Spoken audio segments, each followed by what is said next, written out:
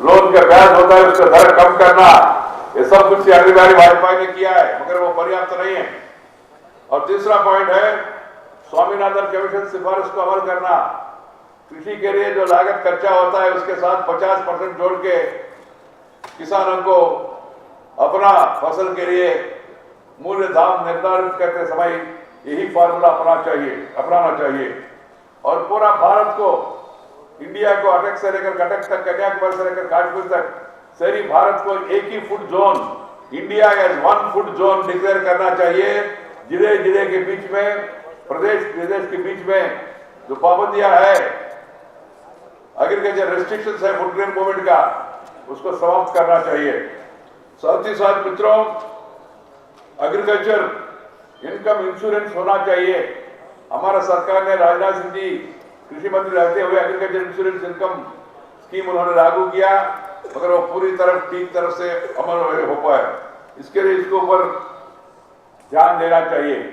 और कृषि क्षेत्र में जो इनपुट्स है, एग्रीकल्चर इंप्रूवमेंट्स है, ट्रैक्टर है, ट्राली है, नहीं तो पेस्ट है, सीड्स है, इसके बीच सबके ऊपर जो टैक्सेस है वो टैक्सेस खत्म करना चाहिए, बहुत जरूरी है।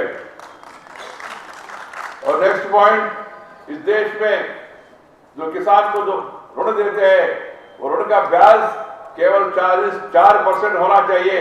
हमारा कर्नाटक में, हमारा मध्य प्रदेश में 3% में दे रहे, इसलिए हमारा मांग ये है, 1% में भी दे रहे। हमारा मांग है कम से कम देश भर में अभी 7% कर रहे हो, कम से कम 7% को 4% कर दिए तो देश भर में वो किसान के हित में होगा। ये काम करना चाहिए। जब एनडीए वापस आएगा, मैं आश्वासन देता हूं आपको, 4% हम करके दिखाएंगे पूरा देश में।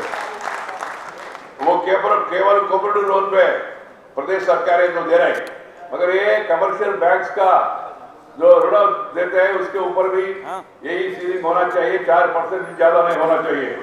और साथ ही साथ मित्रों, इस देश में जो फूड ग्रेन इंपोर्ट होता है उसको बंद करके फूड ग्रेन एक्सपोर्ट करने का अनुमति देना चाहिए। कपास का क्या हुआ हम लोगों ने देखा है, शुगर का क्या हो रहा है हम लोग देख रहे हैं।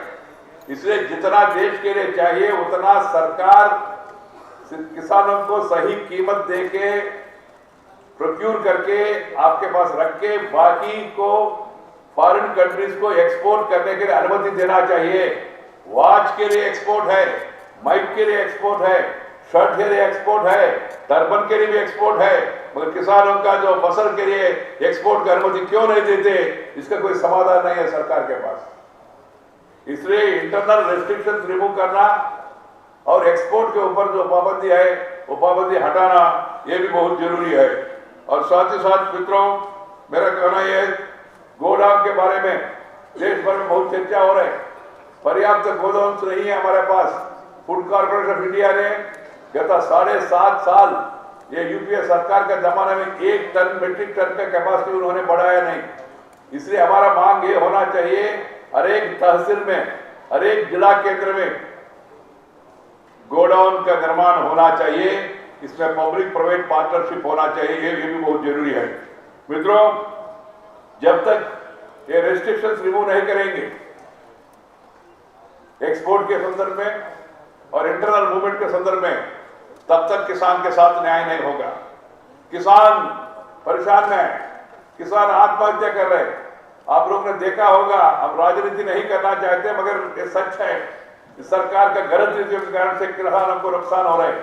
अभी महाराष्ट्र में किसान ने आत्महत्या किया, विदर्भ में आत्महत्या करते समय उन्होंने एक सुसाइड नोट लिखा, उसमें लिखा है किसी हालत में कांग्रेस को, एनसीपी को वोट मत दीजिए किसान मित्रों, ऐसा लिखकर उन्होंने आत्महत्या किया है। एक गंभीर मामला है। इस सिचुएशन को समझने के लिए सरकार प्रयास करना चाहिए। देश भर में किसान मर रहे और सरकार में बैठे हुए सो रहे, ये स्थिति है। ये स्थिति कितना दिन चलना। इसलिए भारत का संसद से भी हमारा मांग है, सरकार से भी हमारा मांग है, पॉलिटिकल पार्टी से भी हमारा मांग है, देश के लिए एक नया कृषि नीति लाइए, स्वामीनाथन कमीशन रिकमेंडेशंस को अमल करिए, देश भर में फूड ग्रेन रेस्ट्रिक्शन के ऊपर रेस्ट्रिक्शन हटाइए और एग्रीकल्चर इंप्रूवमेंट्स एग्रीकल्चर इनपुट्स के ऊपर जो टैक्सेस है वो टैक्सेस को हटाइए और इसके साथ ही साथ गंगा और कावेरी नदियों का जोड़ने का काम हाथ में लीजिए। श्री अटल बिहारी वाजपेयी ने उस जमाने में ये नदियों का जोड़ने का काम हाथ में लिया है। सुरेश प्रभु जी के नेतृत्व में उस समय हमने एक कमेटी बिठाया, उसके लिए 5,80,000 करोड़ रुपए खर्च होगा ऐसा एक एस्टिमेट दिया। और मेरे ख्याल से आज का प्राइस सिचुएशन में 10 लाख करोड़ भी हो सकता है। 10 लाख कोई विषय नहीं है। अभी हमने देखा 1,60,000 करोड़ 2G मामला में गए, एक्सपोर्ट इंपोर्ट में 1 लाख करोड़ गए, कोयला स्कैम में 1 लाख करोड़ गए। इसलिए किसानों के हित में, देश के हित में, देश को सूखा से बचाने के लिए, ड्राउट से, फ्लड से बचाने के लिए नदियों को जोड़ने का काम बहुत जरूरी है। इसलिए हमारा मांग ये होना चाहिए पार्लियामेंट से और पॉलिटिकल पार्टी से, नदियों का जोड़ने के काम को प्रयास भी देना चाहिए, प्राथमिकता देना चाहिए। मित्रों, जैसे शुरू में मैंने कहा, बोलने में मुझे कंफर्ट नहीं है, दांत टूट गया, उसका थोड़ा सा अभी भी 2-3 बार डॉक्टर के पास जाना पड़ेगा। मैं आज का सेशन चलते हुए भी मैं वहां से छोड़ के इधर आया। कारण क्या है? हमारा मन यही है, किसान हमके साथ है। एक किसान संसद के द्वारा आप लोग जो प्रस्ताव यहां पास करेंगे, वो सभी प्रस्तावों को सदन में उठाने के लिए, सरकार का ध्यान में लाने के लिए हम लोग प्रयास करेंगे। मैं इतना आपको आश्वासन देना चाहता हूं और एक शुभकामना देते हुए मैं मेरा वाणी को यही विराम देता हूं। नमस्कार, जय हिंद।